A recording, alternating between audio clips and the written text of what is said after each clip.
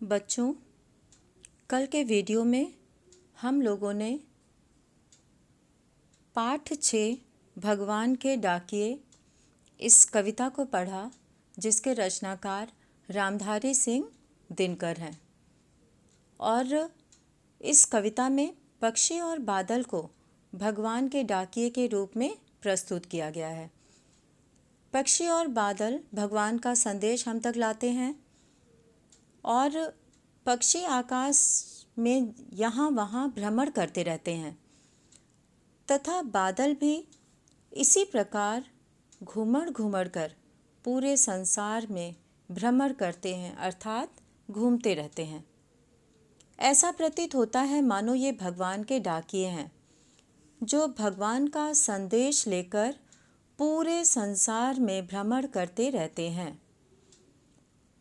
उनके लाए संदेश को हम भले ही न समझ पाएं, पर पेड़ पौधे, पानी और पहाड़ उसे भली भांति पढ़कर समझ लेते हैं। और हम तो इतना भर अनुमान लगाते हैं, अंदाज़ा लगाते हैं कि ये एक देश की धरती दूसरे देश को खुशबू भेजती है और बादलों के रूप में एक देश का पानी भाप बनकर उड़ता है और दूसरे देश में जाकर बरस जाता है। यही ईश्वर का संदेश है इस कविता के माध्यम से कि विश्व एक है, सबके लिए है। हमें किसी के प्रति भेदभाव नहीं रखना चाहिए। तो ये बहुत ही सुंदर कविता हम लोगों ने पढ़ी। अब इस कविता के बाद हम लोग इसका प्रश्न अभ्यास देखेंगे। प्रश्न अभ्यास में सबसे पहले कविता से शीर्षक के अंतर्गत कई प्रश्न हैं, जिसमें से पहला प्रश्न है, कवि ने पक्षी और बादल को भगवान के डाकिए क्यों बताया है? स्पष्ट कीजिए। ये पूरी कविता ही भगवान के डाकिए, इसका नाम ही है, और ऐसा उन्होंने क्यों बताया है, ये इस प्रश्न में पूछा गया है। तो पक्षी व बादल देशों की सीमाओं का बंधन नहीं मानते। पक्षी को भी जहाँ इच्छा होती है उड़कर चले जाते हैं और बादल भी एक जगह स्थिर नहीं रहते हैं, वे इधर उधर घूमते रहते हैं एक जगह से दूसरे जगह। इसलिए पक्षी व बादल देशों की सीमाओं का बंधन इनके लिए नहीं है। ये भगवान के संदेश को हम तक लाते हैं। इसलिए कवि पक्षी और बादल को भगवान के डाकिए कहा है। इनके द्वारा लाए गए संदेश को सिर्फ पेड़ पौधे, पर्वत, पानी, पहाड़ पढ़ पाते हैं। इनका संदेश किसी व्यक्ति विशेष के लिए न होकर विश्वव्यापी होता है। विश्वव्यापी मतलब पूरे संसार में फैलने वाला। और इनके संदेश विश्व बंधुत्व वाले होते हैं। विश्व बंधुत्व का ये संदेश फैलाते हैं। विश्व बंधुत्व का मतलब होता है पूरे विश्व में भाईचारा होना, मिलजुल कर रहने की भावना होना। तो इस तरह से पक्षी और बादल को भगवान के डाकिए कहा गया है। अब इसमें हम लोग दूसरा प्रश्न देखते हैं कि पक्षी और बादल द्वारा लाई गई चिट्ठियों को कौन कौन पढ़ पाते हैं? सोच कर लिखिए।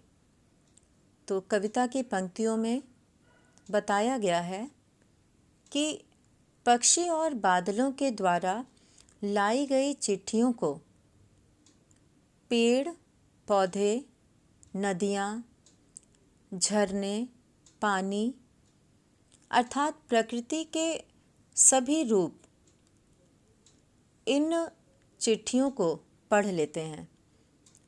तो पक्षी और बादल द्वारा लाई गई चिट्ठियों को ये सभी प्राकृतिक चीज़ें जिसमें पेड़ पौधे, नदियाँ, झरने, पानी सब आते हैं, वे सब पढ़ लेते हैं। प्रश्न 3 में पूछा गया है कि किन पंक्तियों का भाव है। यहाँ पर अर्थ लिखा हुआ है पंक्तियों का, और ये अर्थ, ये भाव मतलब उसमें क्या कहा गया है। तो ये भाव कविता की किन पंक्तियों में हमें दिखाई देता है, मिलता है। तो इसमें 2 प्रश्न पूछे गए हैं, क और ख।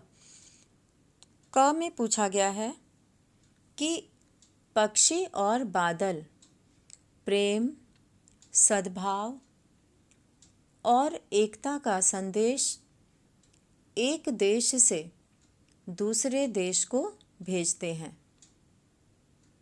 तो यहाँ पर प्रेम, सद्भाव और एकता का संदेश भेजने की बात है। तो ये भाव हमें देखना है कि कविता की किन पंक्तियों में आता है। तो यहाँ पर हम लोग कविता की वो पंक्तियाँ निकालेंगे जिसमें ये भाव है। तो यहाँ पर ये पंक्तियाँ हैं कि पक्षी और बादल ये भगवान के डाकिये हैं जो एक महादेश से दूसरे महादेश को जाते हैं। हम तो समझ नहीं पाते हैं, मगर इनकी लाई चिट्ठियाँ पेड़ पौधे, पानी और पहाड़ बाँचते हैं। तो यहाँ पे हम लोग देखेंगे कि प्रश्न की पंक्तियों में भी जो है वो वाक्य शब्द आया हुआ है, तो इसलिए इन पंक्तियों में ये भाव हमें दिखाई देता है। अब हम लोग दूसरा प्रश्न पढ़ेंगे इसी का। तो प्रश्न 3 का ख है कि प्रकृति देश देश में भेदभाव नहीं करती। एक देश से उठा बादल दूसरे देश में बरस जाता है। तो यहाँ पर बादल शब्द आया है और दूसरे देश में बरसता है, तो और कोई भेदभाव नहीं होता है देश में। तो ये भाव हमें कविता के अंतिम कुछ पंक्तियों में मिलता है। तो वो पंक्तियाँ हम लोग देखेंगे यहाँ पे। तो वो पंक्तियाँ हैं, हम तो केवल यह आंकते हैं कि एक देश की धरती दूसरे देश को सुगंध भेजती है और सौरभ हवा में तैरते हुए पक्षियों की पाँखों पर तिरता है। तिरता है मतलब गिरता है। और एक देश का भाप दूसरे देश में पानी बनकर गिरता है। तो यहाँ पर ख प्रश्न का दूसरा वाक्य जो है, एक देश से उठा बादल दूसरे देश में बरस जाता है। तो यहाँ कविता की पंक्तियों में साफ नज़र आ रहा है कि एक देश का भाप यानी वाष्प दूसरे देश में पानी बनकर गिरता है। तो इस प्रकार इन पंक्तियों का भाव, प्रश्न 2 का भाव हमें इन पंक्तियों में मिलता है। अब हम प्रश्न 4 देखेंगे। प्रश्न 4 में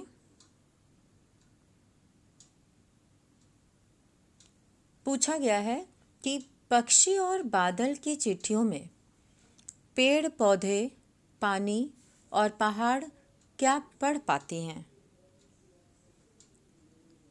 यहाँ पर प्रश्न पूछा गया है कि पक्षी और बादल की चिट्ठियों में पेड़ पौधे, पानी और पहाड़ क्या पढ़ पाते हैं।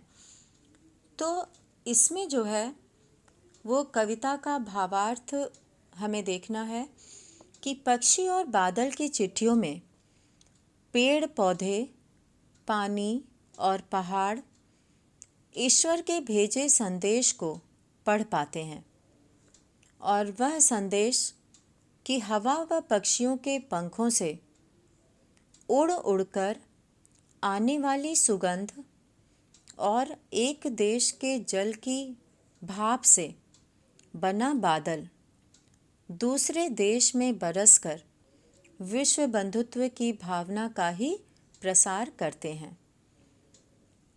यहाँ पे और कहा गया है कि एक देश के जल से, यानी कि एक देश के पानी से जो भाप बनता है, वो पानी उस भाप से, उस बादल के सहारे वो पानी दूसरे देश तक पहुंच जाता है। लेकिन इसके विपरीत मानव सीमा के बंधनों में बंधे होने के कारण मनुष्य जो है वो अपने आप को एक सीमा में बांधा है कि ये देश है और ये हमारे देश की सीमा है, ये हमारे देश का जो है वो बॉर्डर है और इसके आगे दूसरा देश शुरू होता है। लेकिन मनुष्य जो है वो अपने आप को इन्हीं बंधनों में बंधे होने के कारण यह कार्य नहीं कर सकता, परंतु पक्षी और बादल बंधन मुक्त होने के कारण यह कार्य स्वच्छंदतापूर्वक कर सकते हैं। तो यहाँ पे बहुत ही अच्छे ढंग से इस कविता में ये भावना बताई गई है कि मनुष्य तो बंधनों में बंधा हुआ है, लेकिन पक्षी और बादल तो स्वतंत्र हैं। वो स्वतंत्र होकर बिना किसी भेदभाव के, बिना किसी बंधन के और बिना किसी वैर भावना के वे स्वच्छंद होकर, स्वतंत्र होकर दूसरे देश में, दूसरे देश से और आगे वो जगह जगह चलते रहते हैं, पहुंचते रहते हैं और अपना संदेश दिखाते हैं, पहुंचाते हैं। अब यहाँ पर 5वां प्रश्न है कि एक देश की धरती दूसरे देश को सुगंध भेजती है। कथन का भाव स्पष्ट कीजिए। ये हम कैसे कह सकते हैं कि एक देश की धरती दूसरे देश को सुगंध भेजती है? तो इस कथन का भाव यह है कि एक देश अपने प्रेम प्यार के संदेश को पक्षियों के पंखों के माध्यम से दूसरे देश को भेजता है। यानी पृथ्वी के सभी मनुष्य एक समान हैं, वे कहीं के वासी क्यों न हों। प्रकृति स्थान का बिना भेदभाव किए अपने पराये की भावना से ऊपर उठकर सुगंध भेजती है। इस सुगंध में प्रेम, एकता, सद्भाव एवं समानता का संदेश छिपा होता है। अब हम देखेंगे कि मतलब एक देश का सुगंध दूसरे देश में पक्षियों के पंखों के माध्यम से पहुंचता है। एक देश में बहने वाली सुगंधित हवा, जब वहाँ से, उस हवा से कोई पक्षी उड़ता है तो वो सुगंध उसके पंखों पर तैरने लगता है, और जब वही पक्षी दूसरे देश में जाता है तो वही सुगंध वहाँ फैलती है और लोगों को वह सुगंध जो है मिलती है। एक देश की सुगंध दूसरे देश तक पहुँच जाती है और इस सुगंध के माध्यम से कवि ने प्रेम, एकता और सद्भाव और समानता, आज मनुष्य में जाति पाति धर्म को लेकर कई तरह के भेदभाव हैं और वे एक दूसरे को अलग मानते हैं, और प्रकृति हमें अपने संदेश के माध्यम से ये सिखाती है कि मनुष्य के अंदर भी प्रेम, एकता और सद्भाव होना चाहिए। अब एक शीर्षक है आगे का, पाठ से आगे। पाठ से आगे इसमें पहला प्रश्न है, पक्षी और बादल की चिट्ठियों के आदान प्रदान को आप किस दृष्टि से देख सकते हैं? पक्षी और बादल की चिट्ठियों के आदान प्रदान को, यानी कि चिट्ठियों को देना लेना, आप किस दृष्टि से देख सकते हैं? तो पक्षियों और बादलों की चिट्ठियों के आदान प्रदान को हम प्रेम, प्यार और आपसी सद्भाव की दृष्टि से देख सकते हैं। सभी देश के व्यक्ति एक समान हैं, अतः भगवान का यह संदेश संपूर्ण मानव जाति के लिए है। तो ये है कि हम उसके आदान प्रदान को इस दृष्टि से देख सकते हैं, प्रेम और सद्भाव की दृष्टि से। और मनुष्य के लिए ये बहुत बड़ा ही संदेश है और यह भगवान का भेजा हुआ संदेश है और ये पूरी मनुष्य जाति के लिए है, पूरी मानवता के लिए है। तो इस तरह से इस प्रश्न में पूछा गया है आदान प्रदान, और ये प्रेम प्यार और आपसी सद्भाव का ही आदान प्रदान है। अब इसमें हम लोग दूसरा प्रश्न देखेंगे कि आज विश्व में कहीं भी संवाद भेजने और पाने का एक बड़ा साधन इंटरनेट है। पक्षी और बादल की चिट्ठियों की तुलना इंटरनेट से करते हुए इन पंक्तियों को लिखिए। 10 पंक्तियाँ लिखना है इस पर। तो 10 पंक्तियों में हम लोग बहुत सारी बातें इसमें लिख सकते हैं।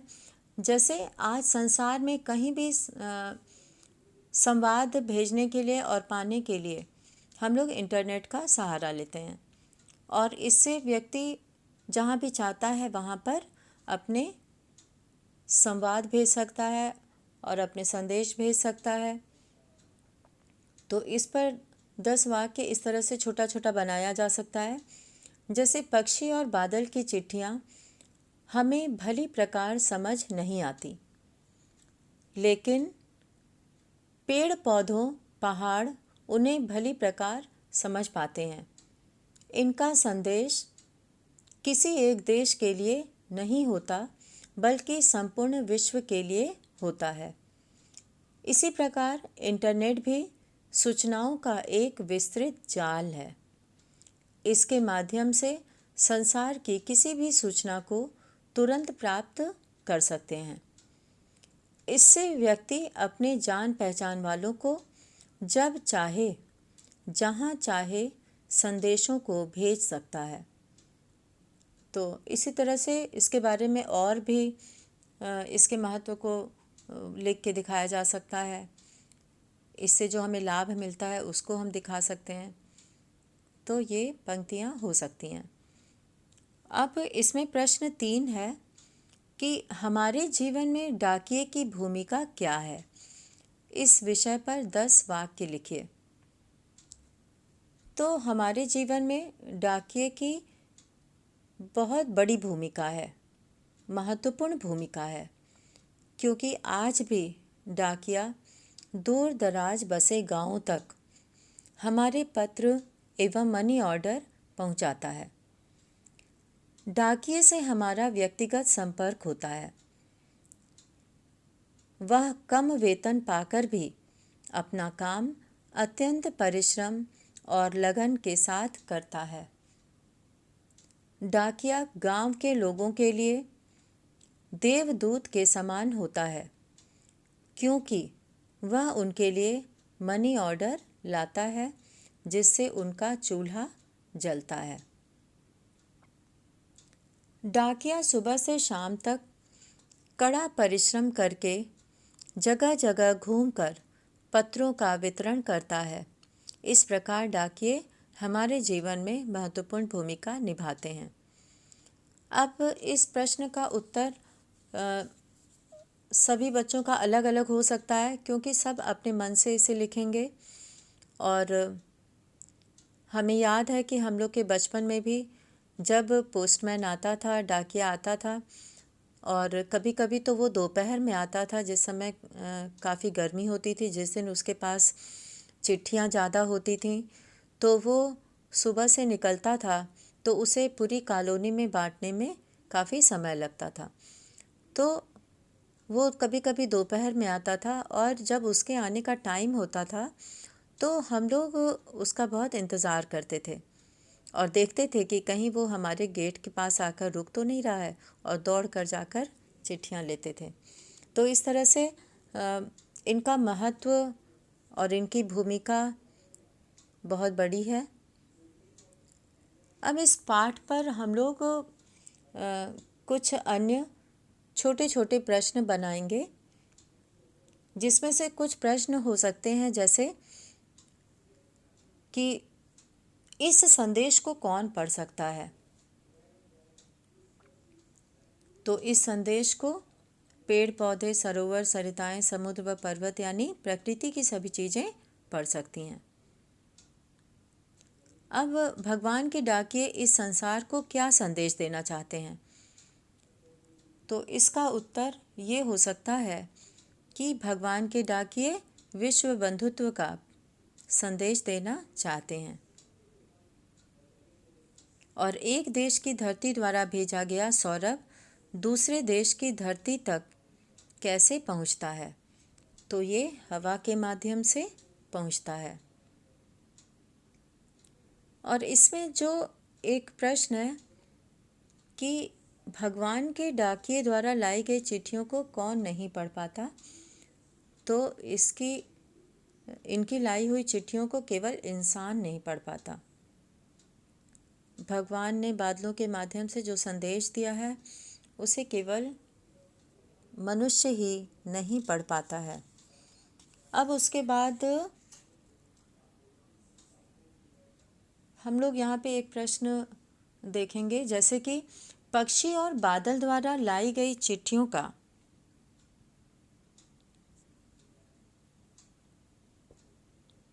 मनुष्य क्या करते हैं?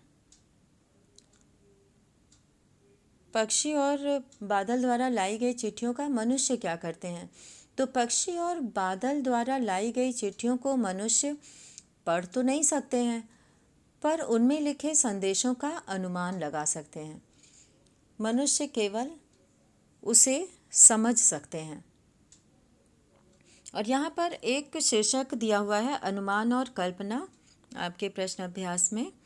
तो अनुमान और कल्पना के अंतर्गत ये लिखा है कि डाकिया इंटरनेट के वर्ल्ड वाइड वेब WWW तथा पक्षी और बादल, इन तीनों संवाद वाहकों के विषय में अपनी कल्पना से एक लेख तैयार कीजिए। लेख लिखने के लिए आप चिट्ठियों की अनूठी दुनिया पाठ का सहयोग ले सकते हैं।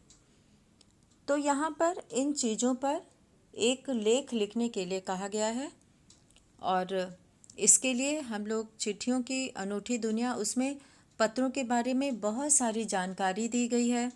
बताया गया है कि प्राचीन काल में पत्र कैसे जाते थे और संदेश वाहक कैसे होते थे और लोगों के पत्रों से हमें कितनी प्रेरणा मिलती थी और उन पत्रों को किस तरह से किताबों के रूप में लिखा गया था।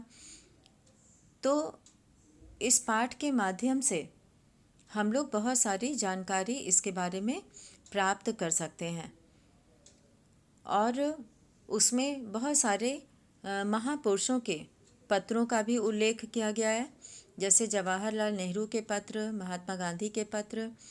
और महात्मा गांधी जी के लिए तो पत्र बहुत ही महत्वपूर्ण हुआ करते थे और उनकी सबसे बड़ी विशेषता ये थी महात्मा गांधी जी की कि वे पत्रों का जवाब देने में बिल्कुल ही देर नहीं करते थे और जो भी पत्र आते थे उनका जवाब तुरंत देते थे। और एक दाहिने हाथ से लिखते हुए जब जवाब लिखते लिखते वे थक जाते थे तो बाएं हाथ से लिखने लगते थे। तो ये सब जानकारी हमें चिट्ठियों की अनूठी दुनिया के माध्यम से मिलती है। और पंडित जवाहरलाल नेहरू जी के भी पत्र बहुत ही महत्वपूर्ण थे और बहुत ही प्रेरणादायक थे, ये उस पाठ से पता चलता है। और उन्होंने अपनी बेटी को भी, इंदिरा गांधी को भी बहुत सारी जानकारियाँ दी अपने पत्रों के माध्यम से और उनके जीवन में वे पत्र प्रेरणा के स्रोत थे। तो इस तरह से लेख लिखने के लिए हम लोग चिट्ठियों की अनूठी दुनिया का आप सहयोग भी ले सकते हैं। वहाँ से आप जानकारी इकट्ठी कर सकते हैं और अपने मन से इसमें आपको लिखना है। तो ये सभी अभ्यास प्रश्नों के अलावा जब हम इस कविता का अंत में मूल भाव सभी बच्चों को स्पष्ट होना चाहिए कि कविता का शाब्दिक अर्थ क्या है और उसके मूल में अर्थात उसके अंदर क्या भावार्थ है, कवि इस कविता के माध्यम से क्या कहना चाहता है, तो इसे ही मूल भाव कहते हैं। तो अंत में सभी बच्चों को इस मूल भाव को जानना बहुत ही ज़रूरी है। तो मूल भाव में कविता के हम ये कह सकते हैं कि इस कविता के माध्यम से भगवान के डाकिए ये जो कविता है, इस कविता के माध्यम से कवि कहना चाहता है कि हमें विश्व बंधुत्व यानी सभी देशों के लोगों के साथ परस्पर मिलजुल कर रहना चाहिए। इस बात की ओर संकेत करता है कि जिस प्रकार प्रकृति अपने खजानों को लुटाने में किसी प्रकार का भेदभाव नहीं करती, उसके पास जो कुछ भी है, अगर उसके पास खुशबू है, अगर उसके पास पानी है और ये सारी चीज़ें हैं, तो वह उसे बिना भेदभाव के दूसरों पर बरसाती है और दूसरी जगह बिखेरती है। ऐसे ही मनुष्य को भी किसी प्रकार का वर्ग या जाति का भेदभाव भुलाकर सदैव मानवीय कल्याण में लगे रहना चाहिए। तो इस तरह से इस कविता के मूल में ईश्वर जो है वो बिना किसी भेदभाव के पृथ्वी के सभी लोगों को अपना प्रेम, करुणा एवं दया का संदेश भेजते हैं प्रकृति के माध्यम से, और हम मनुष्य को भी इसी भावना का अनुकरण करना चाहिए। यानी कि हमें प्रकृति से भी सीख लेनी चाहिए, प्रकृति से हमें सीखना चाहिए।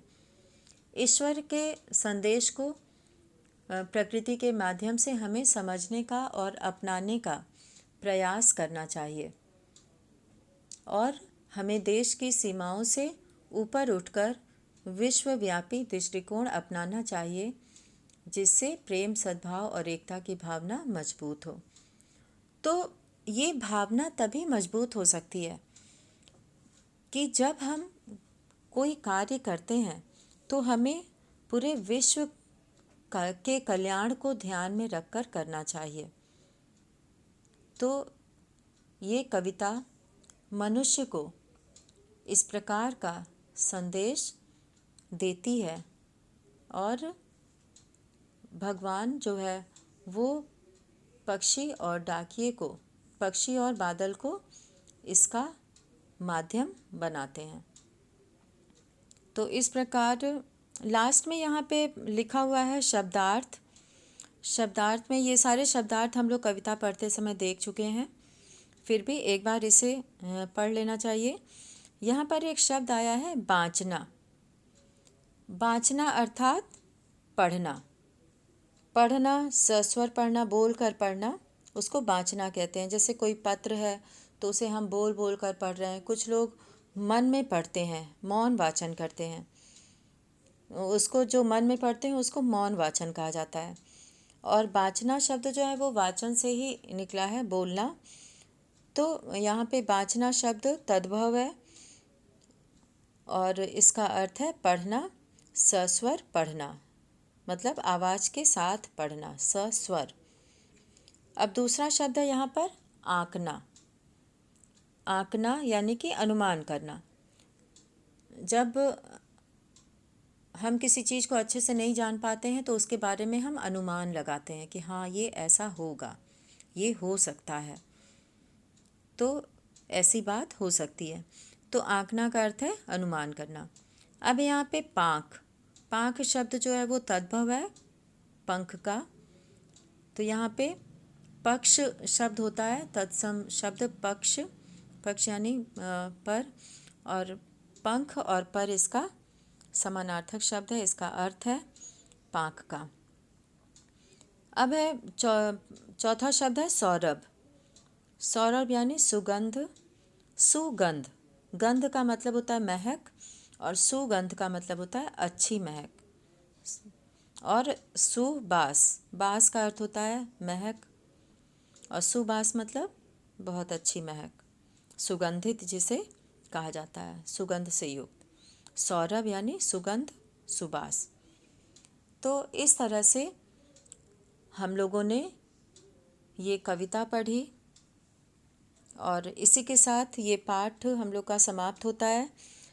अगले वीडियो में हम लोग अगला पाठ पढ़ेंगे। तो इसी के साथ आज ये वीडियो यहीं पर समाप्त होता है। आप लोग ये कविता अच्छे से पढ़िएगा। धन्यवाद।